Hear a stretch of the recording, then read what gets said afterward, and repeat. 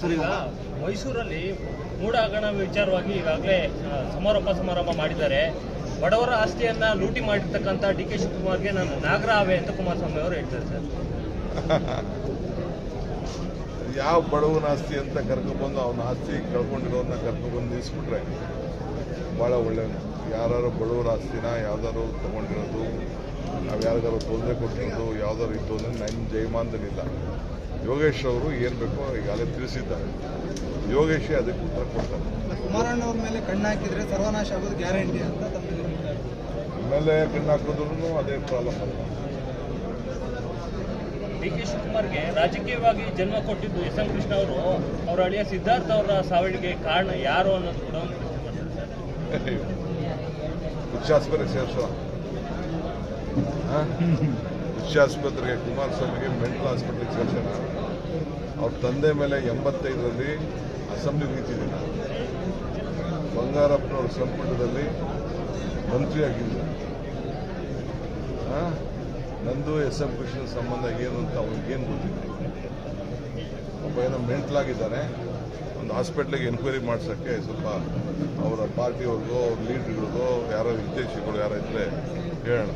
ರಾಜಕೀಯ ಬರೋಕ್ಕಿಂತ ಮುಂಚೆ ತಮಗೆ ಆಸ್ತಿ ಇರಲಿಲ್ಲ. ರಾಜಕೀಯಕ್ಕೆ ಬಂದ ಮೇಲೆ ತಮಗೆಲ್ಲ ಆಸ್ತಿ ಬಂದಿರೋರು. ಅವ್ರ ತಂದೆಯವರು ಇಂಜಿನಿಯರ್ ಆಗಿದ್ರು. ಹಾಗಾಗಿ ನನ್ನ ತಂದೆಯವರು ಏನಾಗಿದ್ರು ಅನ್ನೋ ಪ್ರಶ್ನೆಯನ್ನು ಕೇಳ್ತಾರೆ ಸರ್.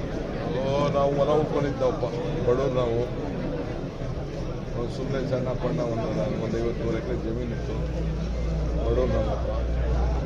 ಒಂದು ತಿಳ್ಕೊಳ್ಳಿ, MP.S ಸ್ಕೂಲಲ್ಲಿ ಓದೋನು, ಬೆಂಗಳೂರಲ್ಲಿ ವಿದ್ಯಾಭ್ಯಾಸ ಮಾಡೋದು. ನನ್ನ ಇತಿಹಾಸ ಅಲ್ಲಿಂದ ಶುರುವಾಗಿದೆ. ಸರ್, ಈಗ ಪದೇ ಪದೇ ಈ ಜೈಲಿನ ವಿಚಾರಗಳು ಪ್ರಸ್ತಾಪ ಆಗುವಂಥದ್ದು, ಆ ರೀತಿ ಏನಾದರೂ ಮತ್ತೆ ಷಡ್ಯಂತ್ರ ಮಾಡ್ತಾ ಇದ್ದಾರೆ? ಯಾಕಂದ್ರೆ ನೀವು ಕೂಡ ಸಾಕಷ್ಟು ಬಾರಿ ಹೇಳ್ತಾ ಇದ್ರಿ ಆ ರೀತಿ ಸಂಚು ಮಾಡ್ತಾ ಇದ್ದಾರೆ ಅಂತ ಹೇಳಿ. ಮೊದಲಿಂದಲೂ ಕೂಡ ದೊಡ್ಡ ಸಂಚಿನ ನಡೆಸ್ಕೊಂಡು ಬಂದಿದ್ದಾರೆ. ಈಗೂ ಮಾಡ್ತಾ ಇದ್ದಾರೆ, ಹಿಂದೆನೂ ಹೇಳಿದ್ದಾರೆ. ಈಗೂ ಕೂಡ ಅವರು ಪಾಪ 10 ತಿಂಗಳಲ್ಲಿ ಸರ್ಕಾರ ತೆಗಿತೀವಿ, ಜೈಲಿಗೆ ಮಿಲಿಟರಿ ಬಂದು ಕರ್ಕೊಂಡು ಹೋಗ್ತಾರೆ ಅಂತಲೂ ಹೇಳಿದ್ದಾರೆ.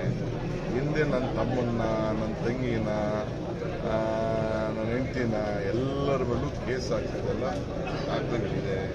ನನ್ನ ಮೇಲೂ ಕೇಸ್ ಹಾಕಿದ್ದೆಲ್ಲ ದಾಖಲೆ ಇದೆ. ಎಲ್ಲ ನಾನು ಮರೆತುಬಿಟ್ಟು ನಮ್ಮ ಪಕ್ಷ ಹೇಳ್ತು ಅಂತ ಬೆಂಗಳೂರಲ್ಲಿ ಹೇಳ್ಕೊಂಡಿದ್ದೇನೆ. ಮಾತಾಡ್ತಾ ಇದ್ದಾರೆ, ಅದಕ್ಕೆ ಉತ್ತರ ಕೊಡಬೇಕು. ನಾನು ತಾಳ್ಮೆಯಿಂದ ಇದ್ದೆ. ಅದಕ್ಕೆಲ್ಲದಕ್ಕೂ ಒಂದು ಲಿಮಿಟೇಷನ್ ಇದೆ. ಸರ್, ಇವತ್ತು ನೀವು ನಿನ್ನೆ ಮಾತಾಡ್ತಾ ಹೇಳ್ತಿದ್ರಿ ಸಿದ್ದರಾಮಯ್ಯನಿಗೆ ನಾನು ಬಂಡೇರಿ ತೀರ್ತೀನಿ ಅಂತ.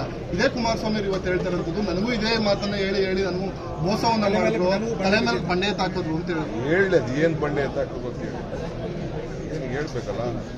ಸಾರ್ವಜನಿಕರು ಅವ್ರ ಪಾರ್ಟಿ MLAಗಳಿದ್ದಾರೆ, ಅವ್ರ ಜೊತೆಲಿದ್ದವ್ರಿಗೆ ಹೇಳ್ಬೇಕಲ್ಲ, ಏನು ಹೇಳ್ಬೇಕಲ್ಲ.